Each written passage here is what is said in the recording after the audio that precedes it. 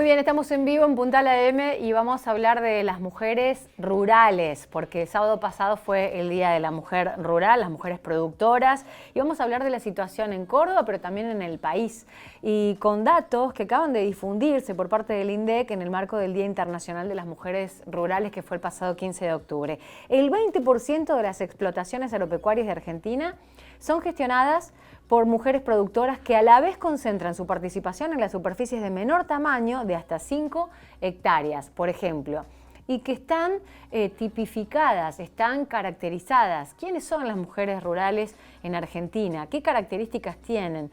¿Cuáles son las principales desigualdades por las que se lucha? Existe el feminismo rural. De todo esto vamos a hablar ahora con Ana Laura Campetela, que es periodista agroalimentaria y referente en Córdoba de mujeres rurales argentinas.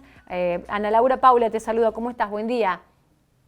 Hola Paula, ¿cómo estás? Buenos días. Buenos días. Bueno, feliz día, decimos así en general, ¿no es cierto? Por lo que pasó el pasado sábado, el Día Internacional de las Mujeres Rurales. ¿Quiénes son las mujeres rurales? Bueno, efectivamente las mujeres rurales es un abanico bastante amplio. Dentro de lo que hoy entendemos por mujeres rurales tenemos principalmente a las productoras, es decir, quienes están en los territorios produciendo alimentos, pero también quienes están produciendo commodities para la exportación, por ejemplo. También desde Mujeres de la Ruralidad Argentina, por ejemplo, abarcamos o entendemos que somos parte de esa ruralidad, todas las profesionales, técnicas que acompañan a esas diferentes productoras. Pensemos, por ejemplo, en las extensionistas de INTA, del Ministerio, de las universidades, que habitan, que viven la ruralidad en los campos, pero también a veces en los pueblos que están en las comunidades rurales. Es un universo bastante amplio. Nosotros tenemos en Argentina un campo muy diverso. A veces se comete el error de pensar al campo como una cosa única y que son aquellos productores, en general varones, que están ligados a la agroindustria, a la exportación de soja, de maíz, de granos, ¿no?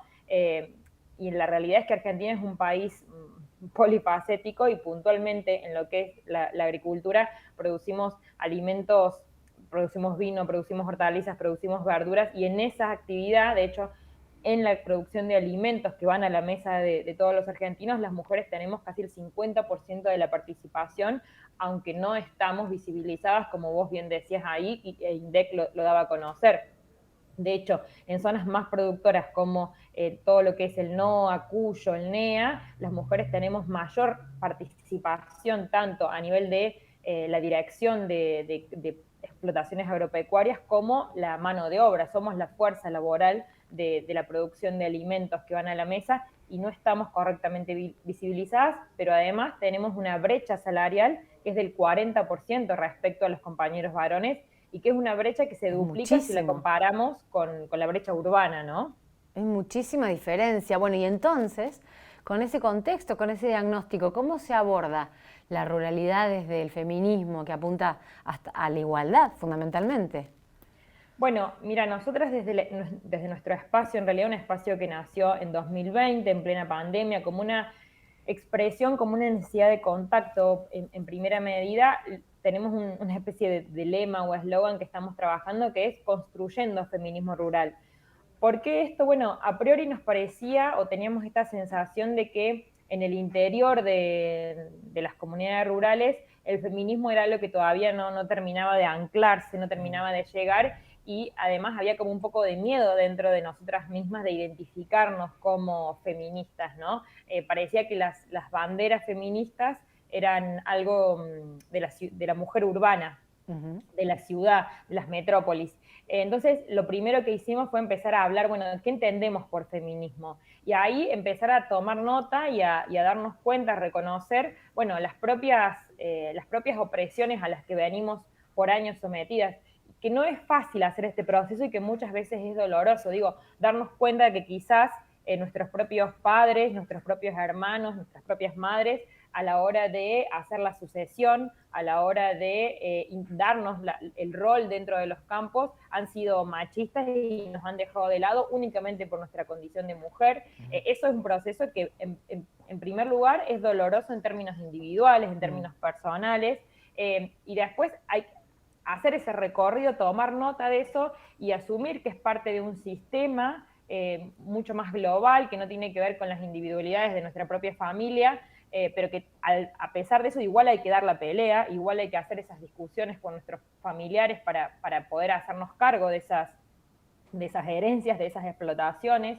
y después también empezar a reconocer, bueno, cuáles son las otras opresiones, ¿no? En muchos casos hablamos con nuestras, dentro del espacio, mujeres que están asalariadas, empleadas en los campos, que se dan cuenta que ellas mismas realizan tareas agropecuarias, están a cargo, por ejemplo, de la limpieza de la casa, están a cargo del cuidado de la huerta o de las gallinas, por ejemplo, pero el empleado que figura como empleado de la explotación agropecuaria es su compañero varón, porque está a cargo, es como el peón, el cuidador, pero ellas que realizan igual cantidad de tareas no tienen un recibo de sueldo, no están asalariadas, no están registradas como trabajadoras de esa estancia, por ejemplo. ¿Por qué? Bueno, viven ahí porque son la esposa del peón, supuestamente. Y Ana Laura, eso, disculpa, eso tiene que ver con una falta de creación de conciencia, de educación, de esto que están haciendo ustedes desde la organización, desde la pedagogía, desde entender los feminismos y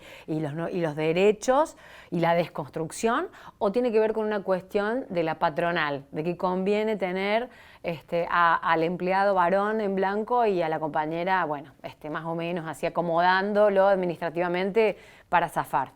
Seguramente habrá un poco de todo, pero yo creo que lo primero que vos decías es el componente principal, ¿no? La no conciencia, tanto por parte de las patronales como por parte de las trabajadoras mismas y de la sociedad en general, de que las tareas de la mujer son parte de labores que el campo necesita, que la estancia necesita, no visibilizar y no entender eso como un trabajo es el primer problema. De ahí en más, si ya hay, digamos, patrones que efectivamente lo tienen en cuenta y bueno, tratan de obviarlo, bueno, es parte del sistema o de la sociedad en la que vivimos, pero me parece que el componente más importante es la no conciencia, la no tradición de entender esas tareas que forman parte de las tareas habituales de una estancia como labores que deben ser remuneradas. Entonces ese es un principal problema y que sabemos que nos encontramos con un montón de obreras del sistema agropecuario que llegan a sus 60 años, 65 años sin aportes jubilatorios, a pesar de que toda la vida efectivamente realizaron tareas agropecuarias. ¿Y eso a partir de ahora está cambiando? A partir de los 3 años esta parte, en donde hay un resurgimiento y una explicación y una apertura de los feminismos y una pedagogía de los feminismos. Digo, ¿hay organización en las mujeres rurales ahora? Empieza a verla, si vos me preguntás si está cambiando en lo concreto, yo debería decir que no vemos en las estadísticas, por ejemplo, algo que refleje un cambio. Sí me parece que empieza a haber un resurgir dentro de las propias trabajadoras, de las propias productoras, de empezar a reclamar estos derechos, de empezar a tomar conciencia de, bueno, efectivamente yo soy una trabajadora agropecuaria, soy una productora agropecuaria. Y no solamente pasa, y después también empezamos a ver la conciencia en mujeres que ya quizás no están efectivamente en el campo, pero fueron toda su vida productoras agropecuarias y hoy empiezan a hacer esa memoria para atrás y decir, sí, la verdad que todo el tiempo le dijeron feliz día del productor a mi marido, pero yo era tan productor como él. Esa conciencia la empezamos a ver incluso en mujeres muy grandes que empiezan a participar de estos espacios de conversaciones, porque así es la metodología de la que trabajamos con mujeres rurales, conversar entre nosotros. ¿Cómo trabajan? ¿Hacen encuentros virtuales? ¿Hacen reuniones? ¿Cómo transversalizan la información?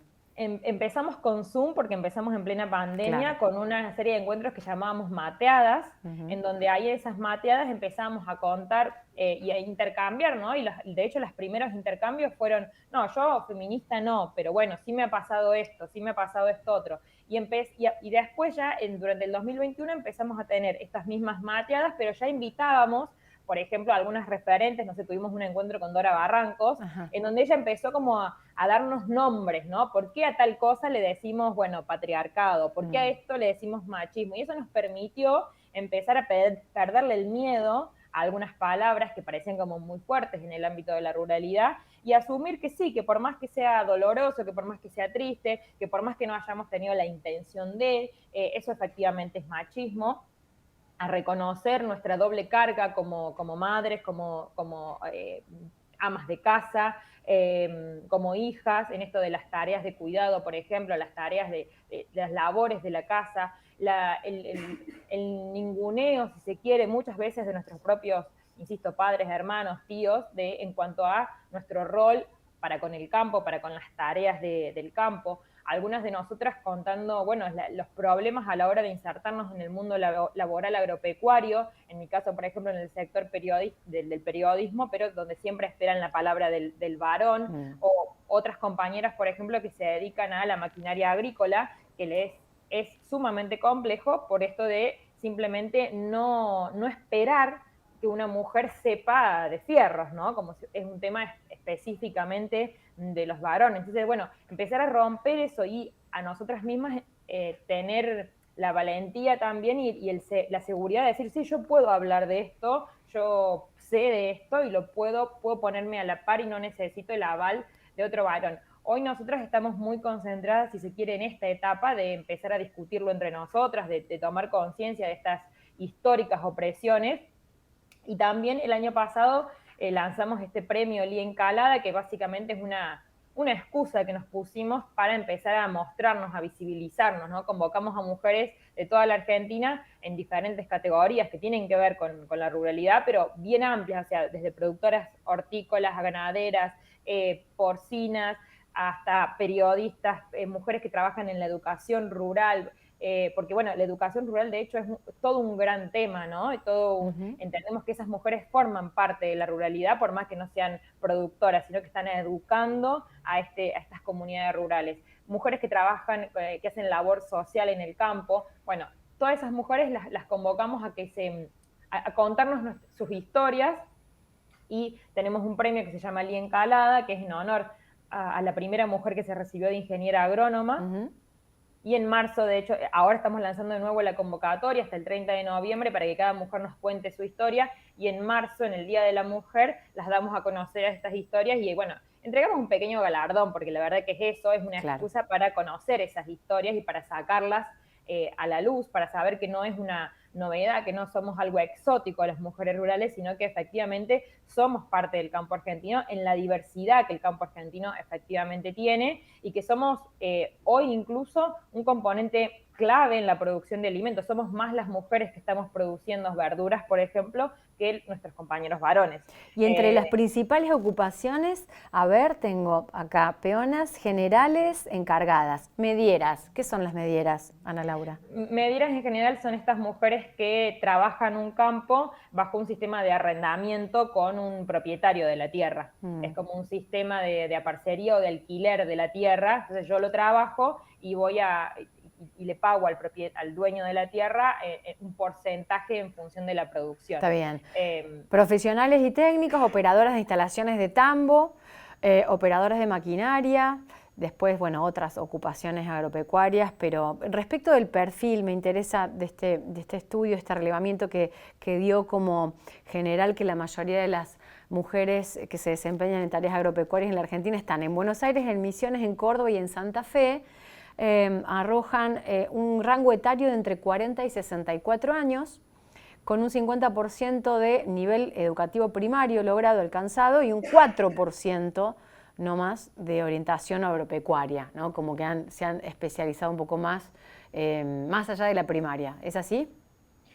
Bueno, yo creo que seguramente estos son datos que ha hecho el INDEC y deben de ser así. Yo creo que hay mucho todavía subestimado. Me parece que seguramente son más las mujeres que hay en otros territorios que no han podido ser relevadas acá. ¿Y por qué digo que está subestimado todo? Porque primero hay un montón de mujeres agropecuarias que todavía no se reconocen como tales. Se siguen ubicando en ese lugar de compañeras, de esposas, de hijas.